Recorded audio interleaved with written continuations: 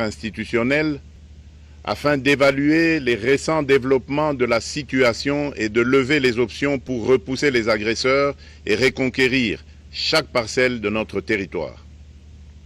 À cet effet, j'ai nommé ce 28 janvier le général-major Évariste Somo Kakule au poste de gouverneur militaire du Nord Kivu pour renforcer la coordination des opérations militaires et restaurer l'autorité de l'État. Parallèlement, nous avons engagé d'importantes démarches diplomatiques, notamment au sein du Conseil de sécurité des Nations Unies, ainsi que dans le cadre du processus de paix de Luanda, auquel nous restons pleinement engagés malgré les obstacles. Nous privilégions la voie du dialogue, mais toujours avec lucidité, tout en restant fermement résolus à défendre notre territoire et notre souveraineté par tous les moyens nécessaires. Mais ce combat n'est pas seulement celui des FARDC. C'est le combat de tout un peuple, le combat de notre identité congolaise, afin de léguer aux générations futures un pays prospère et en paix. À tous nos compatriotes, dans chaque province, chaque ville, chaque territoire et chaque village, ainsi que ceux de la diaspora, sans distinction d'appartenance ethnique ou politique. Unissons nos efforts. Apportons un soutien indéfectible, moral et matériel à nos vaillants soldats. Mobilisons-nous comme un seul homme pour défendre notre souveraineté et sauvegarder notre intégrité territoriale. Je suis pleinement conscient des souffrances de nos compatriotes qui fuient les hostilités. Le gouvernement est instruit d'activer le plan d'urgence humanitaire pour venir en aide aux déplacés. À vous, habitants de Goma et des environs, je ressens profondément votre douleur qui est aussi la mienne. Elle traverse nos cœurs et nos âmes en tant que fils et filles d'une même patrie. Mais face à cette épreuve, je vous exhorte à puiser dans cette force intérieure qui fait la grandeur du peuple congolais. Résistez avec courage. Faites preuve de vigilance constante et gardez votre calme malgré l'adversité. Sachez que nous ne sommes pas restés inactifs. Des plans de contingence sont préparés pour assurer la protection de la population civile et prévenir toute escalade de la violence. Les dispositifs de sécurité ont été renforcés pour protéger les zones stratégiques et nous travaillons sans relâche pour garantir le fonctionnement des services essentiels. Je tiens à rendre un hommage solennel à tous ceux qui ont payé le prix ultime dans cette lutte pour notre dignité et notre souveraineté.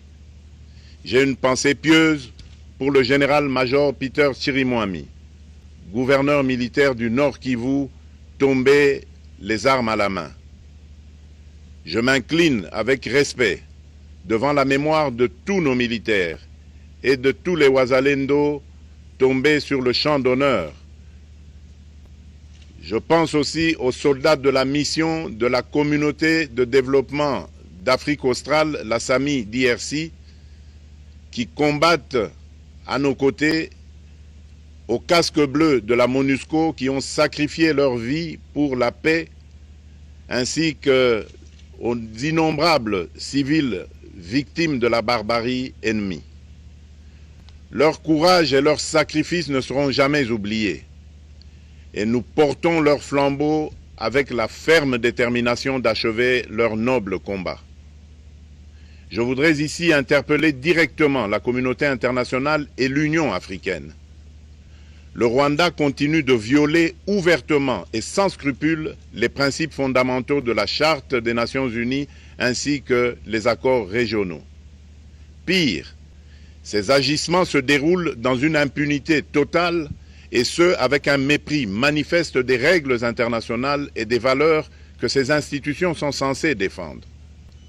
Cette attitude arrogante, qui ne cherche même plus à masquer ses forfaits, est une provocation inacceptable à l'égard de notre souveraineté et de la stabilité régionale.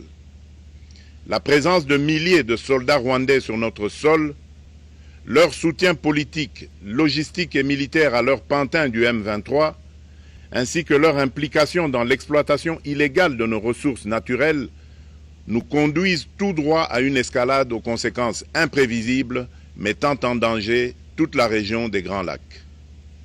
Votre silence et votre inaction face à la barbarie du régime de Kigali et aux atrocités perpétrées par ses supplétifs sur notre territoire constituent un affront non seulement à la République démocratique du Congo, mais également aux valeurs universelles de justice et de paix.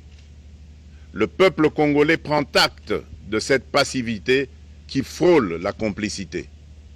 Soyez sûrs d'une chose, la République démocratique du Congo ne se laissera pas humilier ni écraser. Nous nous battrons et nous triompherons. Congolaises et Congolais, l'heure est certainement grave, mais notre détermination est encore plus inébranlable. Ce moment critique nous offre l'opportunité de montrer au monde ce qui fait notre force, c'est-à-dire notre unité sans laquelle tous nos efforts seraient vains.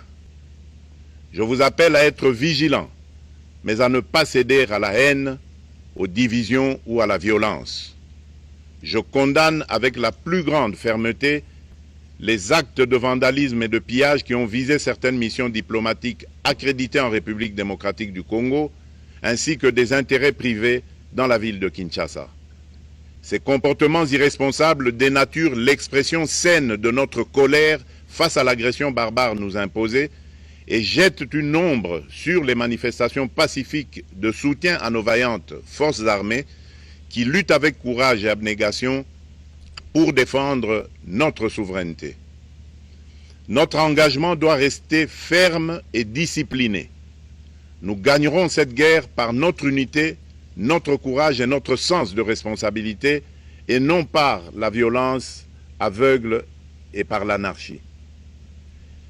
Cette victoire ne sera possible que si chaque Congolais, où qu'il soit, prend toute la mesure du combat qui est le nôtre.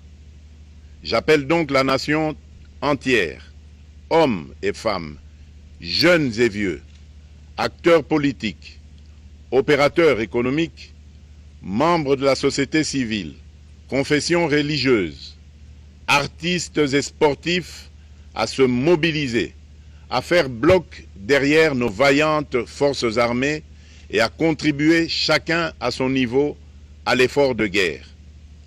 J'ai instruit le gouvernement de mettre en place des mesures rigoureuses de réduction du train de vie des institutions et de leurs animateurs afin que les ressources ainsi économisées soient directement réorientées vers le soutien à nos forces armées. Dans cet effort national, j'en appelle également à la responsabilité du secteur privé qui est invité à contribuer activement à cette cause commune. Nos soldats se battent avec héroïsme pour la défense de notre intégrité territoriale et de notre souveraineté. Ils ont besoin de notre soutien total, qu'il soit moral, matériel ou logistique. À la jeunesse congolaise, pilier et espoir de notre nation, je vous exhorte à répondre massivement à l'appel de la patrie. Le moment est venu de vous lever, de mettre votre énergie et votre créativité au service de la nation.